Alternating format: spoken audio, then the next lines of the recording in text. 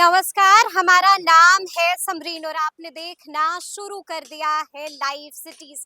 PM Modi मुझे 12 जनपद दे रहे थे लेकिन मैंने मना कर दिया, ये बातें कही हैं पशुपति पारस ने। और आपको बता दें कि जैसे ही पशुपति पारस ने ये बयान दिया है वैसे ही हंगामा भी मच गया है। तो आज हम इसी मुद्दे पर सीधी बातचीत करेंगे एलजेपीआर के सांसद अरुण भारती जी से। सबसे पहले बहुत शुक्रिया बातचीत। जी, आपसे बात करने के लिए बहुत-बहुत शुक्रिया। जी भारती जी, सबसे पहले तो हम आपसे जानना चाहेंगे कि पशुपति पारस ने अब तो साफ कर दिया है कि प्रधानमंत्री मोदी उन्हें 12 जनपद रोड वाला बंगला दे रहे थे, लेकिन उन्होंने साफ साफ हाथ जोड़ के नो नो नो कह दिया है। समरीन जी, ये बताइए वो साबित क्या करना चाहते हैं? इससे पहले भी उन्होंने बयान दिया है। क्या वो ये साबित करना चाहते हैं कि जब उनके पास मौका आया था कि वो रामविलास पासवान जी की विरासत को संरक्षित कर सकते थे, जब उनके पास मौका आया था कि कैसे उनकी स्मृति चिन्हों को रोड पे फेंके जाने से बचा सकते थे, उनकी मूर्ति को तोड़ने से, टूटने से वो बचा सकते थे, ये जब मौका आया तब उन्होंने इस जिम्मेदारी से अपना मुंह मोड़ करके पैर पीछे खींच लिया। जिम्मेदारी से मुंह मोड़ लिया। जी हाँ, बिल्कुल। अगर वो रामविलास पासवान जी को अपना भगवान बोलते हैं तो उस भगवान की विरासत को बचाने का दायित्व उनका नहीं था। कह रहे हैं कि मैं तो कुर्सी पर भी बैठ नहीं पाता, उस चौकी पर भी बैठ नहीं पाता, कहाँ वो कहाँ मैं। क्या हम अपने भगवान के मंदिर को नहीं बचाएंगे? जब हमें मौका मिलेगा, जब दिख रहा है कि उस मंदिर से सारी चीजें, उनकी स्मृति चिन्हें बाहर निकाली जा रही हैं, उनकी मूर्तियों को तोड़ करके जमीन पे रखा जा रहा है, उनके विरासत को, पिछले 34 साल की विरासत को जो वहां पे सारा छिन्न भिन्न किया जा रहा था, जब उसको बचाने का मौका आया तब उन्होंने पैर पीछे खींच लिए। क्या वो ये साबित करना चाहते थे कि एक असफल राजनेता और एक असफल भाई हैं? क्या वो अपने भतीजे और अपनी मां समान भाभी के सर पे छत खींच लेना चाहते थे?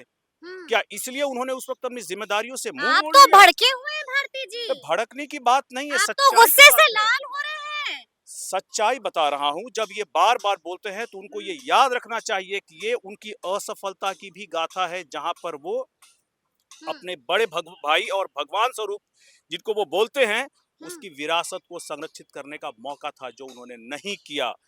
भतीजे और सासू माँ सासू माँ जो मेरी सासू माँ है, हाँ, अपनी माँ समान भाभी के सर से छत बचाने का मौका था, तब उन्होंने नहीं किया।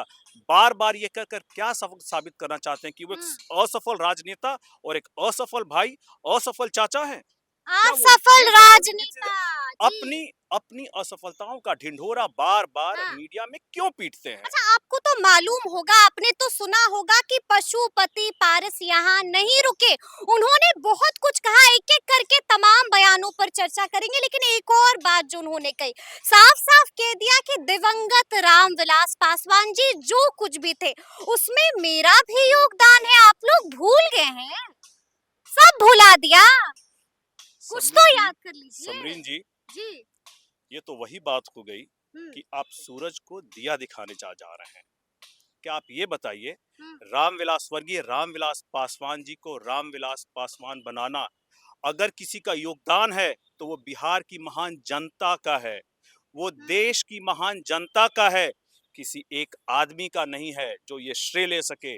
वो रामविलास पासवान जी की अपनी काबिलियत, अपनी योग्यता है, जिसके बल पे बिहार की महान जनता ने और देश की महान जनता ने उनको इतना बड़ा नाम दिया।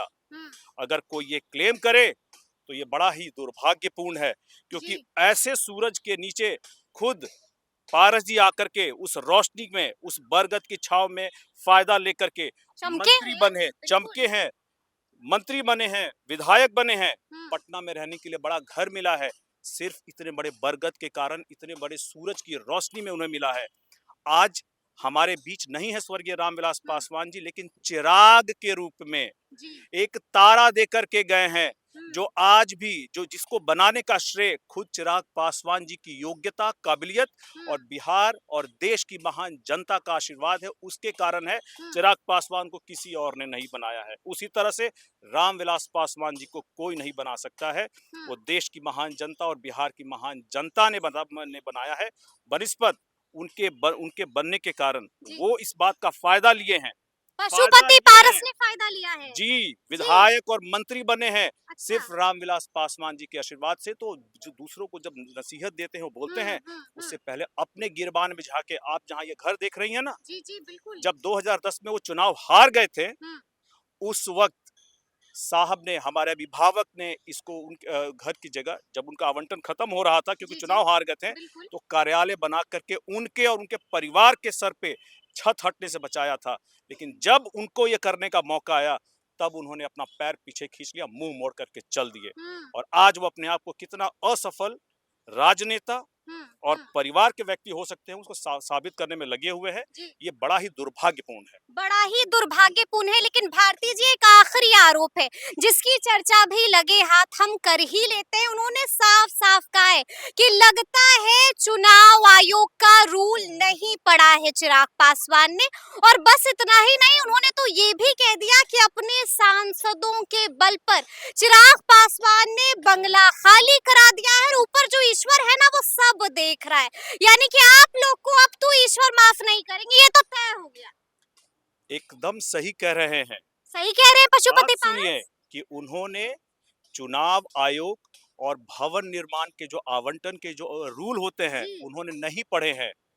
अच्छा। एक रिकॉग्नाइज दल होने के कारण ही सिर्फ आपको कोई भी कार्यालय नहीं मिलता है। हम्म, उसके लिए आपको पिछले कोई भी इलेक्शन में कम से कम 6% वोट मिला हो, आपका कम से कम एक सांसद हो हम्म, या 2 विधायक हो। ये क्राइटेरिया है। अगर वो आज इस क्राइटेरिया को फुलफिल नहीं कर रहे हैं, जी। तो भवन निर्माण अपनी जगह बिल्कुल सही है हाँ, कि वो किस उनसे कार्यालय वापस ले सकता है। हाँ, हाँ, आज के दिन में हम लोगों ने, जब हमें 6% ज्यादा वोट मिले, हमारे बिल्कुल। 5 सांसद आए, तो हम हम्म, लोगों ने एक कार्यालय के लिए आवेदन दिया था। हम्म। अब इसको कोइंसिडेंस ही कहिए। षड्यंत्र था, आप लोगों ने षड्यंत्र रचा है, ये हम लोग बोलिए हम लोग ना। कोई ऐसा षड्यंत्र नहीं बदला करते। लिया है। कोई बदला नहीं है। हम लोगों ने जब कार्यालय के आवंटन किया, तो हमें नहीं पता था कार्यालय कहाँ मिलेगा, नहीं पता था। नहीं पता था कार्यालय कहाँ मिलेगा। हम्म, लेकिन उसके बाद संयोगवश अगर ये कार्यालय मिला है, तो ये मान के चलिए कोई बदला नहीं है, ये एक संयोग है। हम्म। ये कल उनका था, ऊपर आज वाले की हमारे पास महिमा है क्या? हो सकता है। कल ये जी। कार्यालय उनका था, हाँ। आज हमारे पास है, कल किसी और के पास हम्म, होगा। हम्म, तो इसमें कोई षड्यंत्र नहीं है। हम्म, लेकिन जब वो बोलते हैं कि कार्यालय उनसे छीना गया, हम्म। तो आप ये बताइए, जो रूल लिखे हुए हैं, जो हाँ, कानून चिराग ने पढ़ा ही नहीं है भाई। बाबा साहब के लिखे हुए संविधान, उसके अंदर बनाए गए जी। अलग अलग रूल्स के कारण अगर ये उनसे वापस लिया गया है, तो भवन निर्माण जो विभाग है अपनी जगह सही है। उनको अपने वकीलों से कंसल्ट करने की जरूरत है, कानून की किताब पढ़ने की जरूरत है। आज तो बैठक कर रहे हैं, आज तो बड़ी मीटिंग हो रही है। आप लोगों को किसी भी क्षण, किसी भी वक्त बड़ा झटका लग सकता है। झेल पाइएगा ना? मुझे लगता है कि आप जो वो तैयारी कर रहे हैं, हाँ। आने वाले विधानसभा चुनावों में एक बड़ा झटका देंगे। हम्म। वो नोटा में बहुत बड़ी सेंध मारने वाले हैं। नोटा में बहुत इस बड़ी सेंध है। नोटा में वो बहुत जी। बड़ी सेंध मारने वाले हैं। जी। इसके अलावा वो कुछ नहीं कर पाएंगे। इसके अलावा कुछ नहीं कर पाएंगे। देखिए, आपको मालूम है कि 2020 में कहा जाता है कि चिराग मॉडल चल गया था, 25 आ रहा है, अब पारस मॉडल चलेगा भारती जी। मुझे नहीं पता कौन सा मॉडल चलेगा। हाँ? वो मॉडल चलेगा जिस मॉडल को जनता का आशीर्वाद मिलेगा। जनता जी। के बीच में जाएं, उनसे आशीर्वाद मांगे। हम्म, अगर उनको आशीर्वाद मिलता है तो ठीक, नहीं तो हम लोग तो अभी फील्ड में हैं, हम लोग सड़क पे हैं। हम्म। और हम लोग लगातार जनता के बीच में बने हुए हैं, जी। चाहे वो बिहार हो, झारखंड हो हाँ। या उत्तर प्रदेश हो। ठीक है, थोड़ा सा आपकी पार्टी के बारे में भी चर्चा कर लेते हैं। कई तरह के कयास एलजेपीआर को भी लेकर लगाए जा रहे हैं और कहा जा रहा है कि आपके कई ऐसे नेता हैं जो प्रशांत किशोर के संपर्क में। अब क्या होगा, कहीं इतिहास खुद को एक बार फिर से दोहराएगा तो नहीं ना? दुर्भाग्यपूर्ण है, बार बार ऐसे रूमर बार बार फैलाए जाते हैं। हकीकत है। हमारे सारे नेतागण यहाँ मौजूद है। भीड़ तो लगी हुई है। इन अफवाहों में कोई भी सच्चाई नहीं है। हम्म, मैं ये मान के चलता हूं कि बगैर चिराग पासवान के कोई खबर नहीं चल सकती है। हम्म, इसलिए हर तरह की रूमर चिराग पासवान जी से और उनकी पार्टी से जुड़ी हुई हम्म। बार बार उड़ाई जाती है। हमारे सारे नेतागण यहाँ मौजूद है, आप बिल्कुल, देख हम लीजिए। चाहेंगे कि कैमरा पर्सन थोड़ा सा सब लोग को पीछे दिखा भी दे। दिखाए। हम लोग प्रदेश अध्यक्ष राजू तिवारी जी हम भी हैं, लोग हुलास पांडे हैं, सब लोग है यहाँ फैजान पे, जी हैं, बिल्कुल। सब लोग है यहाँ पे। एकदम झूठी खबरें हैं, हाँ, अफवाह है, हाँ। ऐसा कोई नहीं है। हमारा सारा बिना चिंगारी के आग कहाँ लगती है बाजी ये जी? ये चिंगारी पता तो नहीं जली होगी। ये पता नहीं चिंगारी कौन कहाँ से उठाता है, हाँ, लेकिन हमारे सारे नेतागण यहाँ मौजूद है। बिल्कुल, प्रत्यक्षम किम प्रमाणम देख लीजिए, सब लोग यहाँ बिल्कुल मौजूद है। हमने दिखाया इसीलिए जी। बिल्कुल निराधार खबरें हैं, इसमें कोई सच्चाई नहीं चलिए है। एक आखिरी सवाल है। 23 तारीख आ रहा है, यानी कि नतीजे का दिन आ रहा है, द डे आ रहा है। क्या होगा 23 को? 23 को मैं प्रभारी हूँ झारखंड का। मैं हम्म। झारखंड के बारे में आपको बता सकता हूँ। जी, झारखंड में क्या होगा?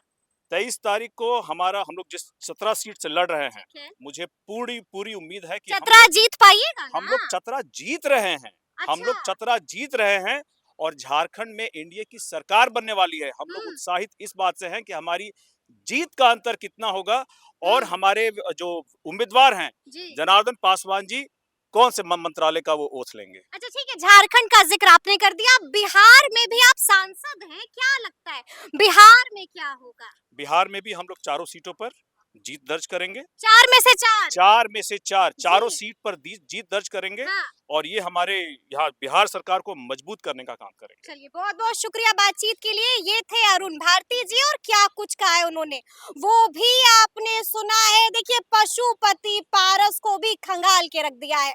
तो फिर ये पूरी बातचीत आपको कैसी लगी है कमेंट करके हमें जरूर बताइएगा। तो ऐसे तमाम अपडेट्स के लिए बिल्कुल ऐसे ही हमारे साथ बने रहिएगा और देखते रहिएगा लाइव सिटीज। बहुत शुक्रिया।